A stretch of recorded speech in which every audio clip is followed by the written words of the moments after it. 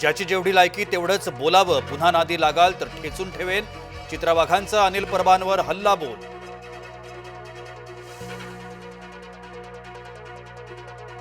संजय राऊतांनी महिलांबद्दल बोलूच नाही. चित्रा वाघांचा संजय राऊतांवर हल्लाबोल.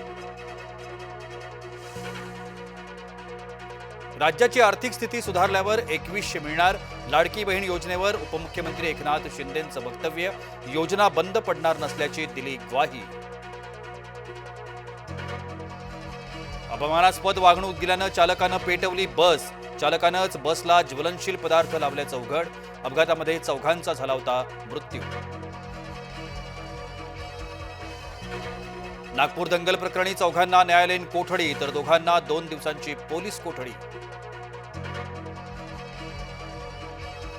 सोमनाथ सूर्यवंशींचा मृत्यू पोलीस मारहाणीतच. न्यायदंडाधिकाऱ्यांच्या अहवालामध्ये पोलिसांवर ठपका. गोपनीय अहवाल मानवाधिकार आयोगासमोर सादर.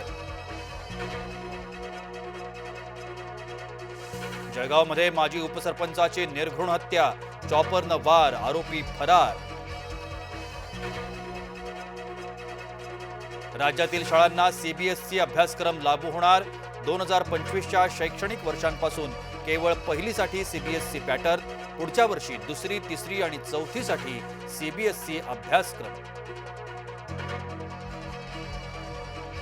मुंबई महानगरपालिका मूर्तीकारांना शाडूची मूर्ती पुरवणार. पीओपीच्या गणेश मूर्ती विकल्यास कारवाई होणार.